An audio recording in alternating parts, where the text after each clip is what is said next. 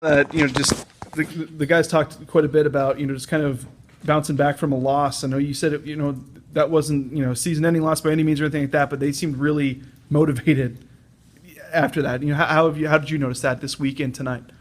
Well, the hope that the message is getting through, though. You never know, they're college kids, and,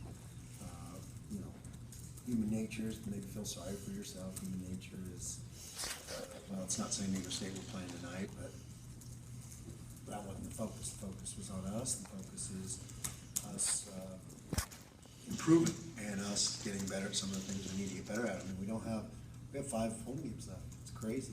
And so you got to cherish these, and we got to, you go out and you play your best and let it rip and let the chips fall. And I thought we did that for a lot of minutes, which is good. So please read then. I mean, Nick has 6 threes in the first half.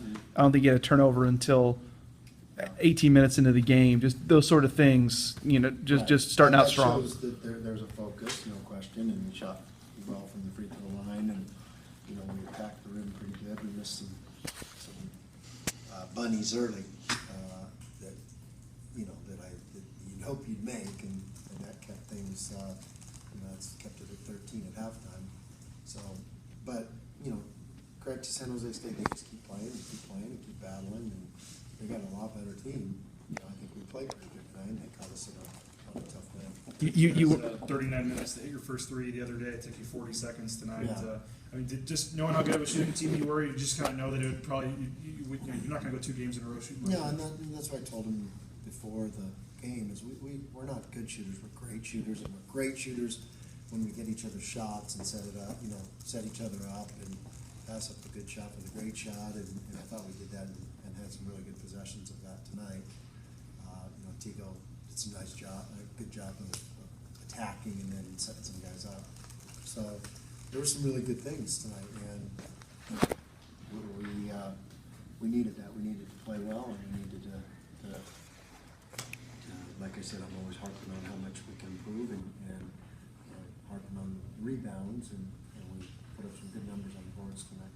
Nick seems like a guy where if he hits 1 or 2 early, he might have a big game from 3. I mean, confidence-wise for Nick, if he gets 1 or 2 early like that, do you see that? Or maybe Well, he gets rolling? I think especially right now, at this point of the season, he needed that, and so that was really good. I mean, as a coach, I have all unlimited belief in his ability to shoot, but as a player, sometimes when the ball's not going in, you need to see it go in a few times. So you need to get back to your old self, and I think that's what happened to him. The San Jose State cut, the lead to 6 there early in the second half, and there's been some lulls sometimes in the second half, but it seems like that kind of really reignited some things. And then they score a lot better than they did last year, no question. And so they did that to Fresno. They were at 21 in Fresno, and they cut it to 1 in about 4 minutes. It was pretty impressive. And they could do that. I mean, they just came off a win against Wyoming. Like I said, they played Fresno really tough, and they're gonna win some games down the stretch. So to see your team, some of your players respond to challenges, and James was saying, he's going after maybe a few more boards. Why not go after everything tonight? It seemed like maybe tonight was the night where some of the guys responded to some challenges. Yeah, absolutely, and we're going to need every single guy on this roster to respond for this. It's coming down the pipe now. We got 2 Wyoming, which is one of the toughest places to play in the country, and we have to have the mindset that we need. We'll find out a lot about our team Saturday at 2:00. You see, we asked you about Paris yesterday, but again tonight, you kind of see that growth a little bit more. He scored in double figures first time against a D1 team this year. So you just can't. How are you kind of seeing him progress most notably? Well, and plus the decision making. I thought he made some really good decisions at some good times. Attacked when he needed to attack, pulled it out when he needed to pull it out and swing it. And, so we're not having to joystick him quite as much. And that's what you want when you point. You want the freedom to know when and where to attack and how to do it. And he's showing growth in that for sure. He took a charge tonight. That was great. Nick and James both said that they're taking a little bit of pride in trying to carry Anthony because he's carried this team so many times for so long. Do you see that in these guys as something that they're building around, something they're coming around to? Absolutely, and I thought Anthony sparked us tonight with his, he playing so hard like he does, and he had 7 points and 3 for 6, 5 rebounds, and he was just solid defensively and battling out there. And that's what Anthony will do. That's why he's so valuable for this team. And, he'll still have big games if you ignore him. And when we need him most, you'll find we're going to look up and he's going to have a big one. With Paris, I know, he's a true freshman, so you're probably going to have growing pains, but it seems like one thing he doesn't really lack is that aggression or that confidence to get to the rack. Right. And, he has what all great players have, is that supreme confidence, and I guess I call it moxie quite a bit. He's got a lot of that, and you got to have guys that have belief in themselves, and he seems to have enough for a couple guys. Tigo, you mentioned Tigo a little bit. One of his better games, I guess, as of late. What have you seen out of him this year? What I've seen out of him is just a tremendous attitude of, sometimes guys don't get all the minutes they deserve. Sometimes they don't get all the minutes they want, and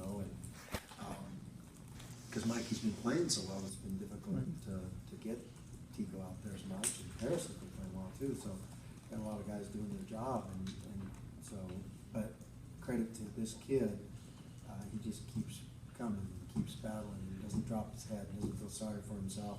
He's waiting for those opportunities, and he capitalized on it a little bit tonight. And, I think he's going to make a good run for us down the stretch, and we need him to be good. You need him against athletic teams, and he can get anywhere he wants with that ball. And the more minutes we can get him, the better he's probably going to play.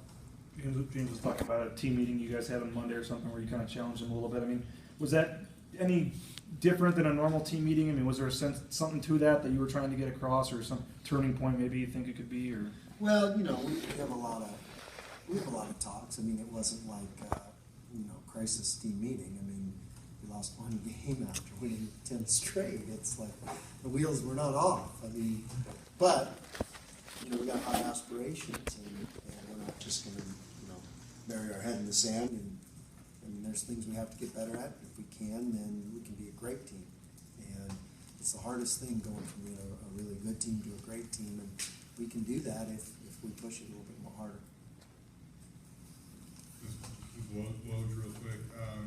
You said that his team can score a little bit better this year, and I think his teams are now 2-41 in Mountain West play over the last 2.5 years, and I'm just curious as you see him try to continue to plug away now over there.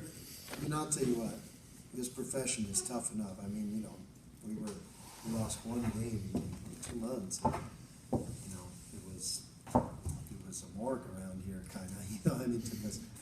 To have to go through that and keep a positive attitude and keep it going and get up the next day and fight again. It takes some toughness, and Woj has got that. And where he took that program over, it was down, and it was not even a good WAC team when he took it over. And you got to make the jump into the Mountain West, and we know how tough that is. And we had to live that. I remember that first year in the Mountain. I was convinced we might not ever win a Mountain West game in my tenure here. I mean, it's that hard. It looked like, show me where we're going to be. There's good teams. We all know that. And for him to just keep fighting and doing what they're doing and making progress. And the progress doesn't always show up in wins and losses, but there's definite progress with that program, what he's doing. Didn't they bring football players last year? Yeah. And they were getting minutes. Yeah, I mean, he had to borrow guys off the football team. He's had to. It takes a lot when you're. I was fortunate to take this over, and there was good players here. We weren't rock bottom when I took it over. Greg had left us a good group, and we won 21 games with that good group. So I didn't have to start from scratch. It's a long ways from the bottom to being competitive, and there's no quick fixes. You try to quick fix it, and you're never going to make progress. And they're doing it the right way. He's coaching his tail off. His staff's coaching his tail off, and they got good kids now. And if they can just keep hanging together, you watch the second half of this league, they're going to win. They're going to win games.